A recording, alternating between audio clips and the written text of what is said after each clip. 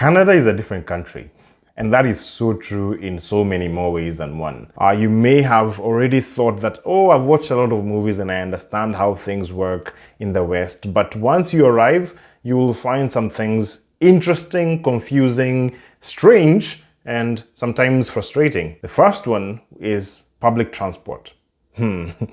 Public transport here in Canada is interesting, to say the least. We expected that it would be very efficient to be able to get around using the bus, because we'd watched videos that told us that it's very easy to use the bus to get from point A to point B, and that especially if you have a bus pass and stuff like that, you'll be okay. It's not expensive, and that's true. Buses here are not expensive. However, buses here are inconvenient if you're trying to get to some place quickly and if you had not planned yourself out ahead of time. So one of the things we found out, for instance, is that you cannot just get out of the house and go to wherever you're going. You must first check what the bus timings are. You must make sure that you know exactly where the station is, where the bus is going to be stopping, because it will not stop anywhere else apart from the station, the bus stop. And you must be at the bus stop when the bus stops, even if you are like several, let's say like 50 meters away, unless the bus driver sees you and is in a good mood, then he's going to wait for you, but they are on a schedule. So if you're very far away, they're probably not even going to stop, even if they see you running towards it. You'll not find it easy to get around if you're in a hurry and you're not planned ahead. The other thing about it is that bus routes go one way. And so it's very possible that, for instance, if you want to go to one part of your community, from one part of your community, the bus passes through this place, goes all the way to town or wherever else, and then comes again and passes. And so if you wanted to come from point A to B within a place, and come back from point B to A, then you will probably have to take a bus from here, go for a very long route, and for you to be brought back to point A, instead of it just bringing you back this way, which I found to be strange.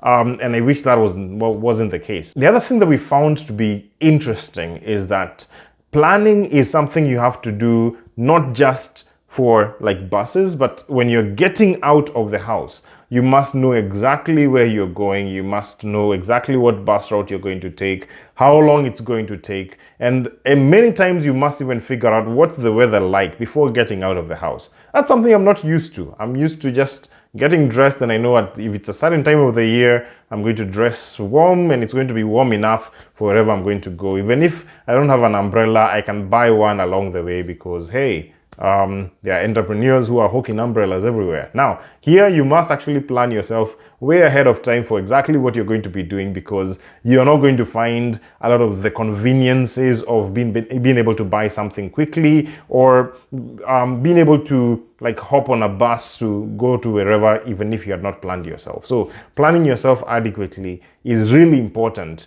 in Canada. In connection to planning, I found that you have to make a lot of appointments for you to be served in many of the services.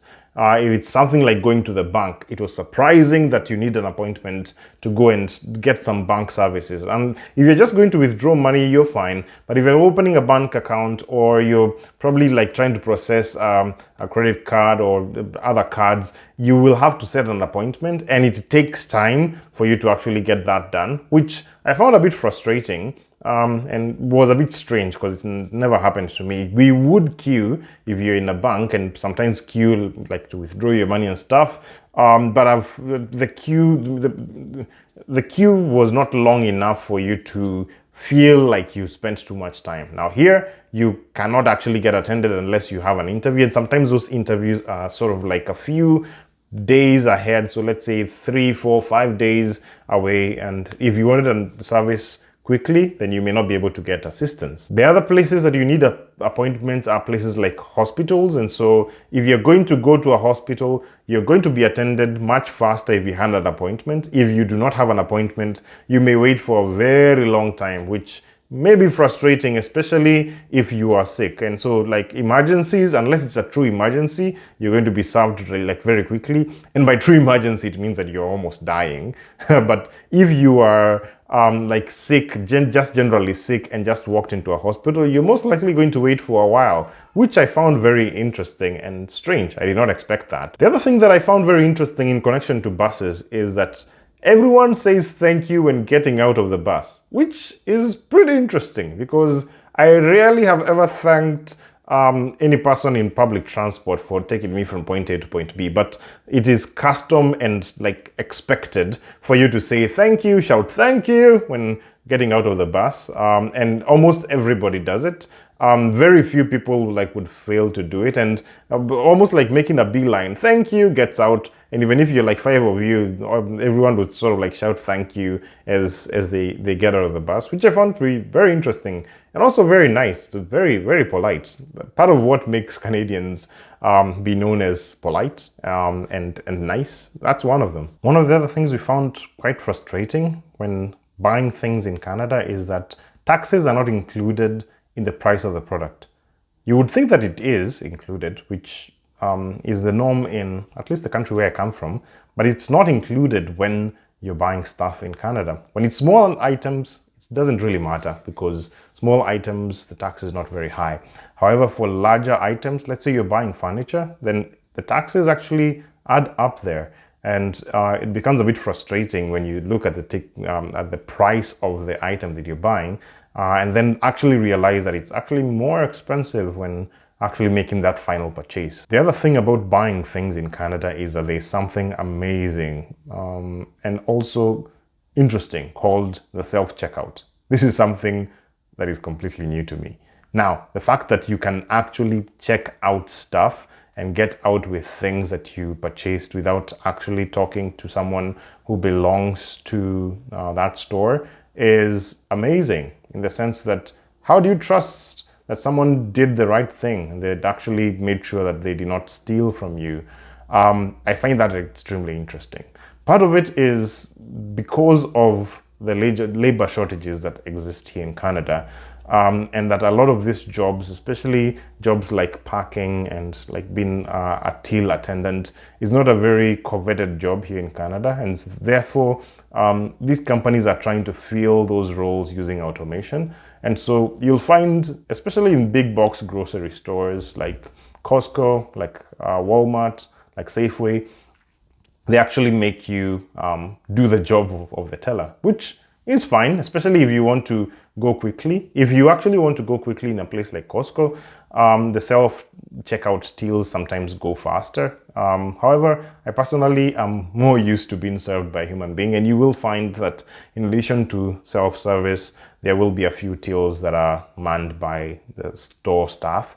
And so you'll find that as a useful thing that you can go with. One of the things that really frustrated us when we were trying to settle down here in Canada was passing the driver's test. You may think that you've driven for a long time back in your home country, and you may assume that driving is going to be easy because it's driving.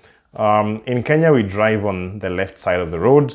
I had to get used to driving on the right side of the road, but even when you had already gotten used to driving on the right side of the road, there are things that are not very common in our home countries. Like for instance, doing shoulder checks. I used to do them naturally in trying to be a safe driver, but if you do not do shoulder checks in every turn that you're making, you may get penalized in your test. Turning to the rightmost part of the road before making a right turn, how far you should indicate, and like you can indicate too early and get penalized for that. So I failed my initial driving test for very many mistakes that I made, which I did not think were mistakes. I actually was very proud of myself when I arrived in the parking lot once we were done with the test. And then the person told me, no, you failed. You actually have failed phenomenally. He didn't say that I'd failed phenomenally, but I had failed pretty badly. And the thing that my advice to you is, do not assume that you know how to drive.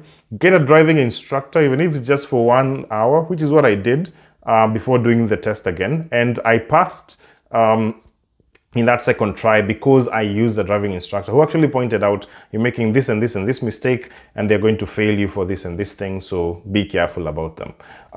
The other things about the road, actually part of what was difficult in trying to learn and unlearn is that there are things, every intersection is controlled, and so what that means is that there's a stop sign which you have to obey. There are yield signs that you actually have to obey, and most of those things, especially in my home country Kenya, most of them are more like suggestions than instructions, and so I wasn't paying attention to them as much. Pedestrians here are given a lot of respect.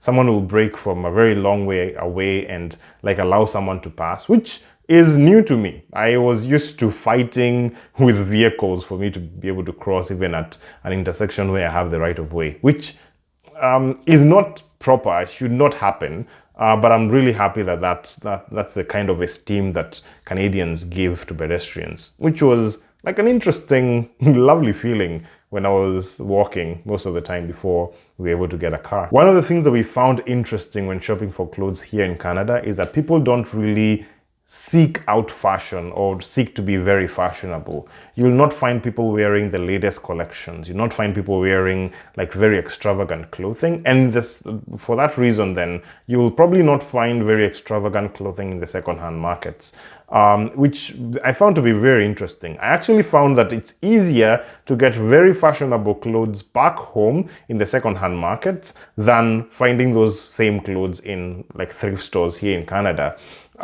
That is something I did not expect, and was a bit odd because I would have expected that this is where those secondhand clothes in Kenya are coming from, and so it would be easier to find those clothes here.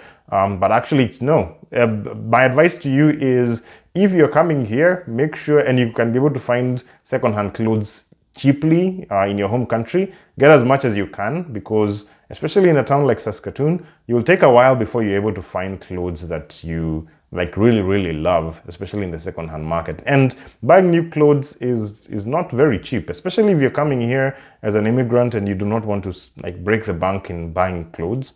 Then the thrift stores are the only option that you have. So buy clothes when you're back home and come and spend a while trying to look for like clothes that you actually like from the thrift stores. So when coming to Canada, you may assume that, oh, life is going to be wonderful. And in some ways it is going to be wonderful. But one of the things we found is that life is a different kind of hard here. It's easy in some things, easier in some things as compared to like where we came from and your home country. There are some things that are easier. For instance, I have not wiped my shoes like in forever, which like it's unheard of. You have to wipe your shoes every day, or else they're going to be full of dust all the time when you're in Kenya. And here, like, you never do that. Finding healthcare is relatively easy. You'll pay money for it in Kenya, but it's relatively easy and fast. If you're sick, you'll be attended to quickly. However, here in Canada, healthcare is free. But you will sometimes take a while before you're attended to.